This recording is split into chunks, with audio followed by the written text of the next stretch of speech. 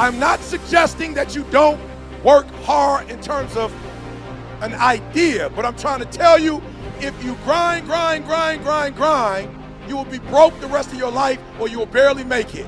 This society did not become rich by workers.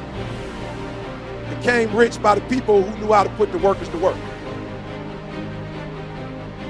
I heard a poem once that said, many a flower has bloomed unceasingly and wasted sweetness upon the cold desert air. It's translated, that means simply that many a talented persons have gone unnoticed, and the world never had a chance to be exposed to their talent because that person did not take the time to begin to express or to demonstrate or to motivate themselves in the direction to bring that which they came into the universe to bring. If you can identify your God-given gift, that's your greatest chance for success. Because God gave all of you a gift. All of you are gifted, every last one of them. God gave you a gift at birth. He gave it to you. You ain't got to look for it, it's inside you. It's the thing that you do the absolute best with the least amount of effort. When you are living in your gift, when you get up in the morning to go to work, you're overjoyed. This is how you know you're not living in your gift. If you are waking up in the morning and you can't stand waking up because you don't want to go to your job, it's because you are not living in your God-given gift. God created you to have a life of abundance, to wake up in a joyous spirit. If you're not, it's because you have not tuned in to what God created you for. The separation of talent and skill is one of the greatest misunderstood concepts for people who are trying to excel, who have dreams that want to do things. Talent you have naturally. Skill is only developed by hours and hours and hours of beating on your craft. Life is not just watching the clock tick away. Life is a collection of experiences. Their intensity, their frequency. Whatever the span of your life turns out to be, here's what you want to fill it up with: experiences and the intensity of those experiences. Here's one of the best ones we covered earlier. When should you start building this hotel? Answer: as soon as you have it finished. When should you start the day?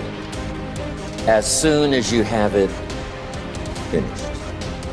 Plan the day the best you can, leaving plenty of room for improvising and surprises and all the stuff that happens during the course of the day. But if you've planned a good, productive day, now you start that day, you can't believe how much more valuable your time will be. Don't start the day until you have it finished.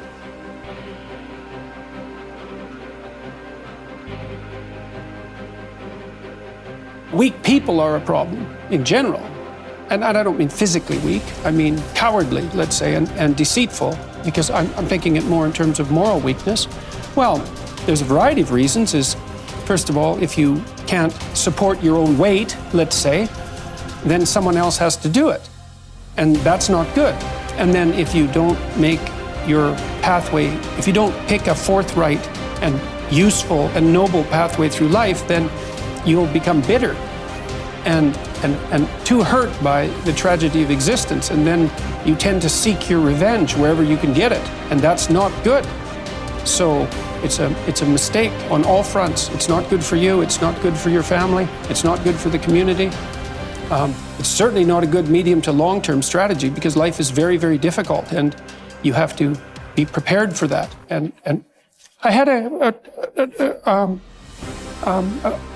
watcher the other night. He was at my lecture in Oslo, and he wrote me a letter. He was a 17-year-old boy, and he said that my work had been very helpful to him. His father had died suddenly about 6 months before, and he found his dad when he was dying and was very, very shocked and horrified and hurt by what had happened. And I had recommended on my YouTube lectures that one thing you could aim for was to be the strongest person at your father's funeral. And so that's what he did. And he helped his mom, and he wrote a 200-word eulogy and got through it.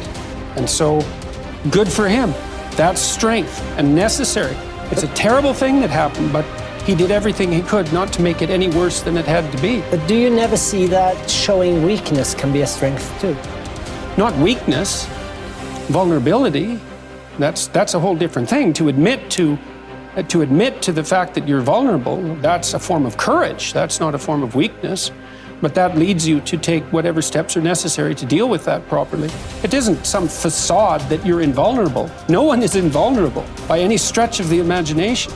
And to stand up and face that is the best route that you have. When I made this transition into the business world, what I discovered was, as you were talking a moment ago, you feel the tug on your heart, the kind of like, wow, I started here and now I'm over here.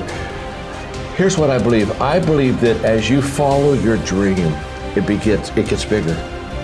And when it gets bigger, there are more things that you're learning about it that you didn't know when you started. In the beginning, the dream is just, it's just very little, and you can kind of see it. And so you go that way, but then it begins to expand. Yes. And for me, it's a calling. And let me just say this. I'm not trying to be over spiritual, but somebody asked me the other day what a calling was, and I like kind of my new definition for calling. Okay. In fact, in my book, Leader Shifts, one of my chapters is shifting from career to calling, and how perfect. And how do I make that shift? But I think a calling is a purpose with a divine touch. So many times we miss happiness because we think it's out there, and so we pursue happiness. What we need to discover is the fact that happiness is not a place that you go or a status that you attain. Happiness is an inside job. That when I am content, happy, satisfied, pleased within myself, that everybody and everything will bring happiness around me. Just as if I'm displeased on the inside, there's nothing that will bring me pleasure or happiness on the outside. Happiness is not an outside job. It's an inside job. Happiness is not something that someone brings to me or gives to me. It's something I bring to myself and give myself. So give yourself today the gift of happiness. It's your choice. And guess what? The moment that you are happy within, there's a whole bunch of happiness that you're going to experience on the outside. The only thing you have to believe in, hear my words. The only thing you have to believe in right now is that humans are capable of learning. That humans, for whatever reason, nature has chosen to not endow us with a whole bunch of pre-programmed things. So for instance, a baby horse, a foal, I believe is how you say that. When they're born, they can already walk. Literally, boom, they come out and they're walking and all is well, because that's all hardwired into them. But a horse is a horse is a horse, and they're going to stay a horse, and that's that. And you're never going to find a horse reading Chaucer, just not going to happen. So that's all those decisions are pre-wired. Humans, on the other hand, come out, they cannot take care of themselves. They're a lump of flesh. They basically know how to suckle, and that's sort of the extent of it. But now humans have the ability to go in all these crazy different directions, and they can learn to become an astrophysicist, they can learn to become a carpenter, a doctor, an astronaut. The number of directions that humans can go in is crazy. The amount of what was once known as junk DNA we now know as epigenetic signaling, the way that we can respond in all these different directions to our environment and things we choose to focus our energies on is truly unique to humans, is just absolutely astonishing. So understanding that that's baked into the human animal is the ability to learn and go in any direction. So once you realize that humans are adaptation machines, that we can learn anything, now it's okay, whatever you want to do, you can do it as long as you're willing to pay that price. I'm not saying that it's not going to be hard. It is going to be very, very hard. I'm just saying that it is doable and that you will receive a return on investment in your energies. And that's what people need to know and believe to the core of their being, that my time in this direction will be rewarded. Now, here's where people f themselves up.